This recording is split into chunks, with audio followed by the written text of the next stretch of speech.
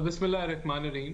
देखिए बिल्कुल हमारा मौक़िफ़ इसमें बड़ा क्लियर है कि मेजॉरिटी का फ़ैसला जो है वो 4-3 का फ़ैसला है और उसके तहत ये जो पिटीशन है ये इसको डिसमिस हो जाना चाहिए और ये हियरिंग जो 3 मेंबर बेंच कर रहा है वो नहीं करना चाहिए। दूसरा मौक़िफ़ ये है कि जो जस्टिस काज़ी फ़ाइज़ ईसा साहब की स्टेटमेंट आई जिसके अंदर बड़ी क्लैरिटी के साथ बात की गई कि किस तरह के मौकों पे 184(3) के तहत जो है आप सुओ मोटो ले सकते हैं। राणा ये साहब, इसके सवाल मेरा बड़ा सादा सा है, मुझे पहले उसका जवाब दीजिएगा। मेरा मैं उसी सवाल के यह है जवाब कि मैं उसी आप के कल इस फैसले को मानेंगे, कबूल करेंगे?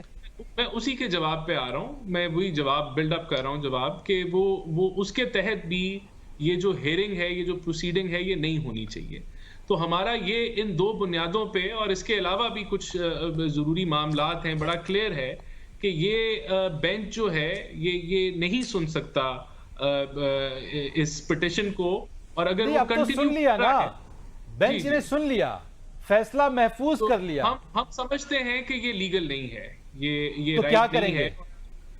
बस ये तो अभी जब फैसला आएगा तो फिर उसके बाद देखते हैं, लेकिन जो भी फैसला आया वो एक्सेप्टेबल नहीं होगा इन बेसिस के ऊपर जो मैंने जो अभी आपको बताए कि ये 2 मेजर जो रीजंस हैं कि 4-3 का मेजॉरिटी का फैसला आ चुका है और दूसरा जस्टिस काजी फायज ईसा के फैसले के मुताबिक अब ये फर्दर बेंच को कंटिन्यू नहीं करना चाहिए। सर, तो सारी बातें पीडीएम ने आपकी पहले अपनी जगह के ऊपर, मैं आपकी तमाम बातों से इत्तेफाक करता हूं। आप जो कह रहे हैं, नहीं होना चाहिए था, नहीं बनना चाहिए था, नहीं सुनना चाहिए था, आगे नहीं बढ़ना चाहिए था, लेकिन ये सब कुछ हो गया। मैं सिर्फ इस जानने में मैं बहुत ज्यादा दिलचस्पी रखता हूं कि ये आप बताएं कि ये फैसला आ जाएगा तो आपकी और इत्तेहादी जो हुकूमत है उसका रद्द-ए-अमल क्या होगा, करेंगे क्या, कोई कानूनी रास्ता अख्तियार करेंगे? इस फैसले को तो फिर मेनोन तस्लीम करना पड़ेगा क्योंकि आला अदलिया की तरफ से आया है। लेकिन ये तो फिर हमारी लीगल टीम डिसाइड करेगी। अगर कोई रिव्यू दायर कर सके तो रिव्यू दायर करेंगे, वरना तो मेरे ख्याल से इट इज एम्पली क्लियर के पीडीएम ने भी अनाउंस किया था कि हम इस फैसले को इस बेंच को जो है इन बुनियादों की वजह से जो मैंने आपको बताई मेनली हम इसको नहीं एक्सेप्ट करते। नहीं, देखें सबसे पहले तो हम नहीं कह रहे, सुप्रीम कोर्ट के जस्टिसेस कह रहे हैं कि ये 4-3 का फैसला है। हम नहीं कह रहे, सुप्रीम कोर्ट के जस्टिसेस कह रहे हैं कि सुओ मोटो के मुताबिक अब ब्रेक लगा देनी चाहिए, पहले हम रूल्स और रेगुलेशन तय कर लें। तो ये जहां हम कह रहे हैं वहां कोर्ट के अंदर भी ये बातें हो रही हैं। नंबर 1 देखिए, नंबर 2 सर, लेकिन कोर्ट बातचीत के होनी अंदर जो चाहिए। 3 रुकनी बेंच बात कर रहे हैं, आप उसको तो कोर्ट नहीं करते ना। नहीं, लेकिन उसी बेंच के बारे में ये सारी बातें हो रही है ना कि ये बेंच जब 4-3 का फैसला है तो फिर बेंच कैसे बन सकता है? 3 मेंबर्स का बेंच कैसे आगे मामलात। आज अटॉर्नी जनरल ने भी यही बातें की, यही अपना मौकफ रखा कि जब 4-3 का फैसला है तो आप पिटीशन को फारिग कर दें।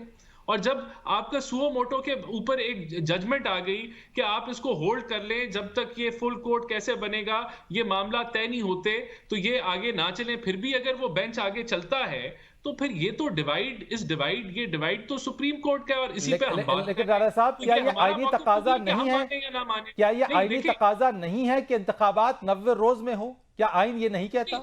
बिल्कुल आइन कहता है और आइन ये भी कहता है कि इलेक्शन कमीशन ने फ्री फेयर और ट्रांसपेरेंट इलेक्शंस कराने, ये उसका आईनी फर्ज है। आईनी बुनियाद ये कहती है इलेक्शन कमीशन की कि उसने फ्री फेयर ट्रांसपेरेंट इलेक्शन कराने। अब उसने सुप्रीम कोर्ट के फैसले के मुताबिक 30 अप्रैल की डेट दी और उसको इंप्लीमेंट करने की कोशिश की। उसको लगा कि वो फ्री फेयर और ट्रांसपेरेंट इलेक्शन नहीं करा सकता क्योंकि बहुत सारी वजूहात हैं। अब वो वजूहात जो हैं वो हकायक पे मबनी है।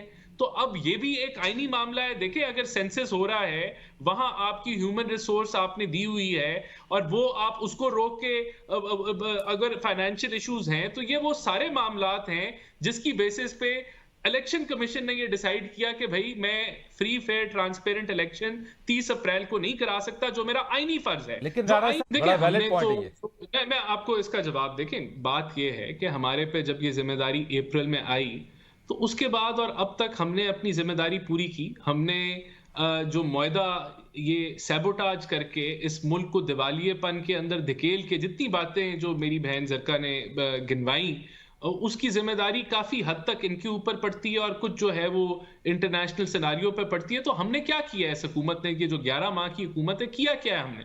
हमने तो वो मुआहदा पूरा किया है, आईएमएफ की शराइत पूरी की है जो पीटीआई करके गई थी, और अगर हम वो ना करते शराइत पूरी तो मुल्क तो दिवालिया हो जाता।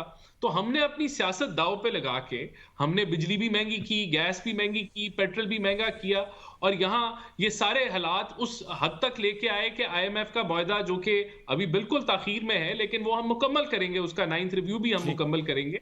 तो हमने तो वो जिम्मेदारी पूरी की, तो ठीक है। आगे भी जो हमारी जिम्मेदारी है बजट देने की, लेट्स होप फॉर वो द हम बेस्ट सर।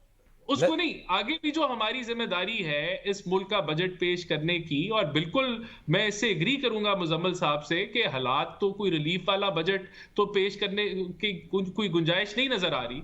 और जो जिस तरह का बजट पीटीआई ने दिया था, आखिरी बजट जिसने इस मुल्क को बिल्कुल डिफॉल्ट के दहाने ले गए, जिसने आईएमएफ के अपने किए हुए वादों से इनराफ किया, इन्होंने तो $6 अरब टर्फ की सूरत में इन्होंने अमीरों को बांट दिया 4% पे। इंडस्ट्रियलाइजेशन चले की मैं